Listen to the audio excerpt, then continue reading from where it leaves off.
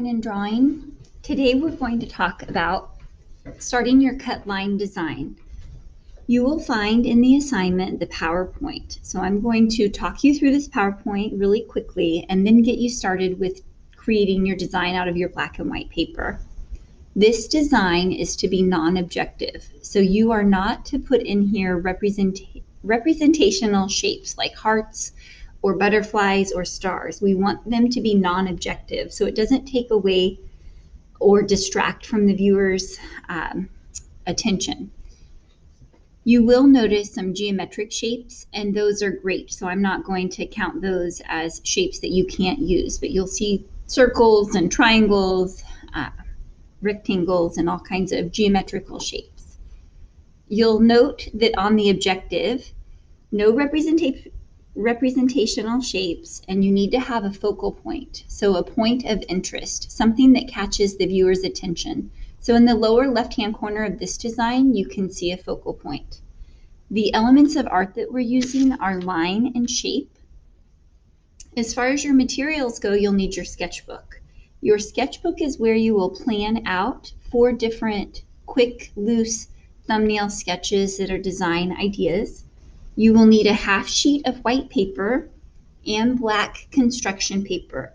Make sure that when you get the black paper from your envelope, you're not grabbing the scratch board. It needs to be the black construction paper.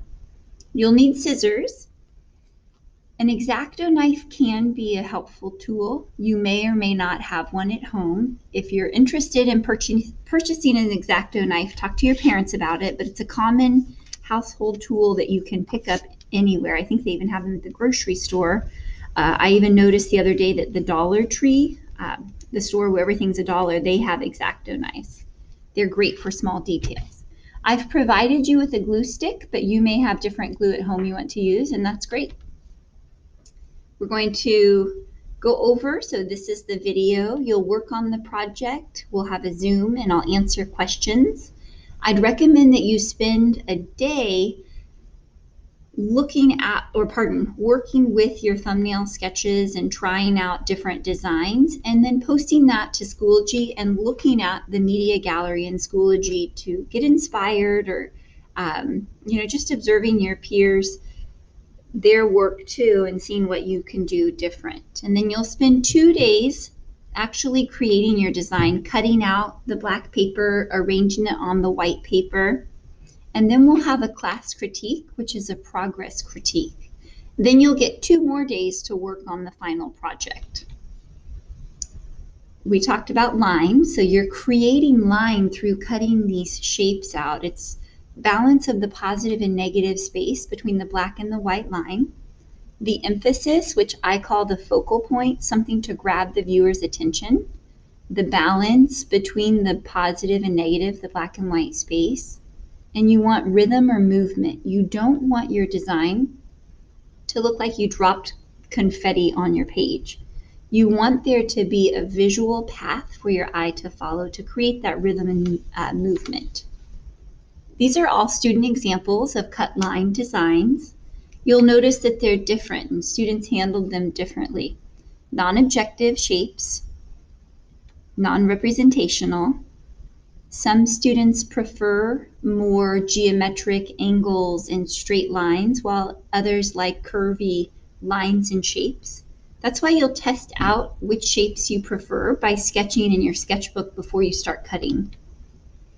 I wanted to talk about this design and talk about why it does not meet the objective. All of the shapes are so similar, even though they change in scale or size. There isn't a focal point or point of emphasis that grabs the viewer's attention. It just looks like confetti was dropped. So it doesn't look very purposeful. There isn't balance of the positive and negative space. There's too much white space. There isn't a visual path for your eye to follow. This design could be fixed by coming back in there and adding some detail. But at this point, this design would not meet the objectives and would not score very well on the rubric.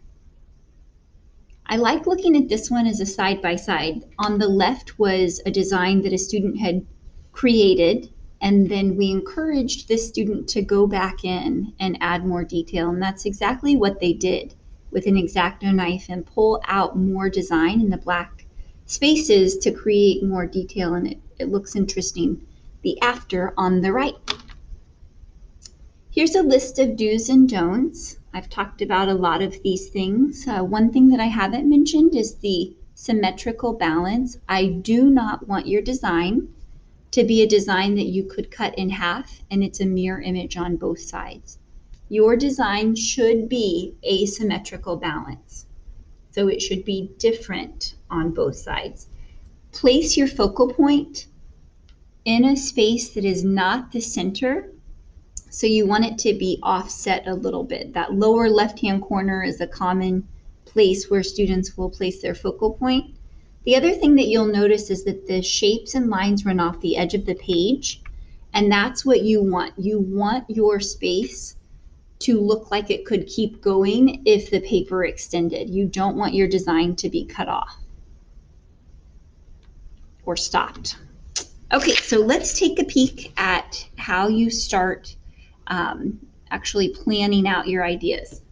I made a time-lapse video and I showed you how to start just generating some ideas as far as shapes go. Because some students will say, how do you expect me to get to this design? Where do I start? Here's a simple place to start. Work on your shape bank. Just create shapes. Start drawing random shapes that are not hearts and stars and cute shapes, just shapes that are non-objective and some geometric shapes to get you started. And then from there, in your sketchbook, you can start designing some different ideas, if you will. So maybe in one corner, divide your page into 4 spaces, but in one corner you use geometric shapes. Start with a focal point and build around it. I like to use the shapes like puzzle pieces to fill in the negative space. So test out geometric. If that isn't your favorite thing, move on to something that's more curved. Start with the focal point and change the shapes from being geometric shapes to more curved shapes. This one, I've hidden the words Art Online class, and the reason I did this is because sometimes students really need something to grab onto to be able to get started.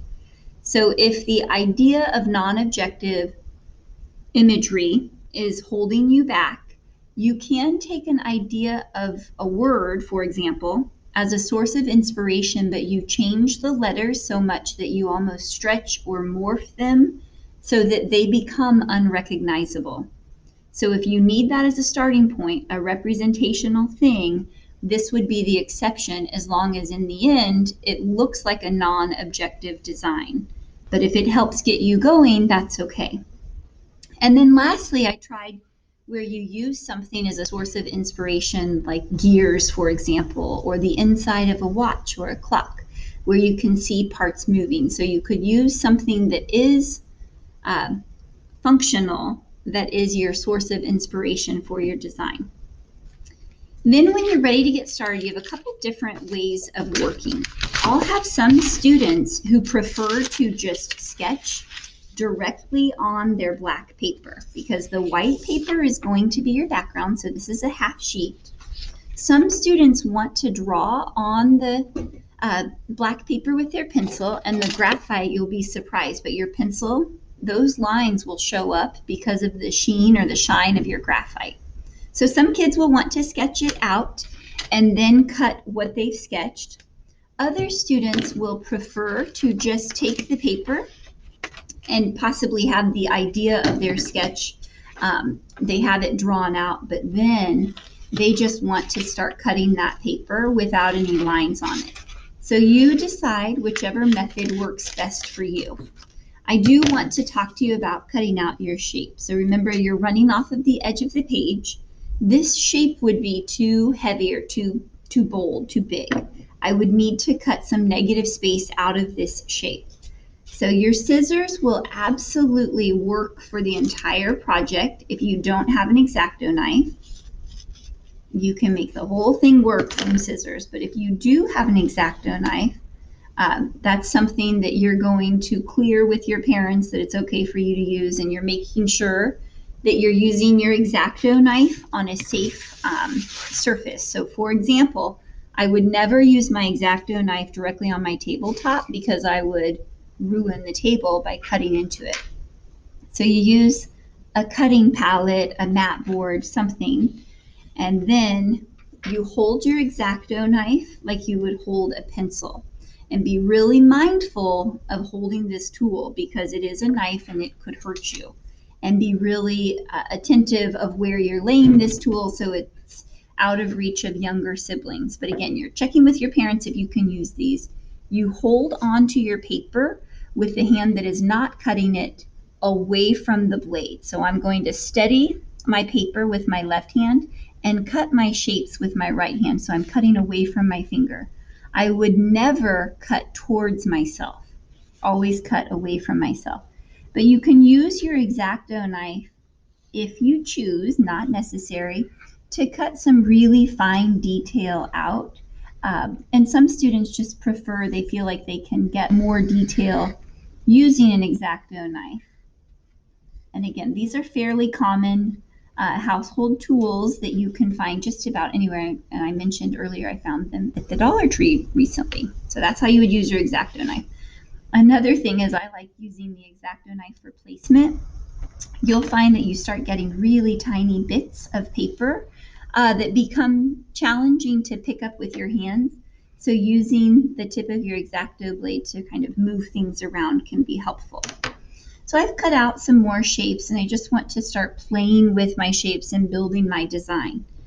I would highly recommend that you do not cut a shape, glue it, and stick it down, because then you don't allow yourself any flexibility about moving and rearranging and kind of getting the placement of your design before you're locked into it. So I would cut out shapes, the majority of the shapes you're going to use before you ever start gluing. We want the lines to run off the edge of the page. So if, imagine I've got all my shapes laid out, then I start gluing, I can flip this upside down after they're glued off and then trim off the extra edges and bits. As far as when you're gluing your shapes on, here's what I would recommend to you. I would not recommend taking all of these shapes off and starting to glue from scratch. I would recommend that you pick up one shape at a time, lay it on a scrapped piece of paper, apply the glue to it, and then put it back onto your design. It's too hard to remember where everything goes if you've wiped it off and then you're gluing one at a time. So I would leave your design laid out and then glue. Here's an old example and just a little side note for you. Be mindful of where you're gluing and all of the little bits you're picking up with your glue. Craftsmanship is the quality of your work, and you don't want to get all of these little eraser crumbs or scraps of paper in your glue because that will make your design just not look very clean. So this is how you're going to start laying out your design. In your envelope kit, you have tracing paper, which is the paper that's transparent. And I wanted to talk to you real quick about how you can use that to help you fill in some of this negative space. So if you have a great design going, but you're like, gosh, I need a few more bits to fit in between, but the space is getting really tight and you're not sure how to create shapes that will fit right in there, well, you can actually use your tracing paper almost like a custom pattern. So you lay your tracing paper on top of your design, draw the shape that you need to fit into a certain piece, and then take your tracing paper, lay it directly onto your black paper and cut both shapes, the tracing paper and the black, out at the same time. Then you can take that black piece of paper that is a custom fit and put it right into your design. Okay, so this was a lot to throw out at you. Watch the video, the time lapse of how to build and generate ideas. If you're just still really stuck, you can always email me or text me through Remind. Another thing that I wanted to recommend is looking up Zentangles online. So Zentangle, that's like the adult form of doodling, which is simple shapes, simple lines, but put together in a more complex way, they create really beautiful designs. So our cut line design is essentially like a cut paper Zentangle. But if you're still stumped and you need an idea of where to get started, Google some Zentangles. Okay, I hope you guys are doing great. We'll check back in a couple days and see where you're at and what I can help you with. But again, communicate with me if there's anything I can do before the first in progress critique. Thanks.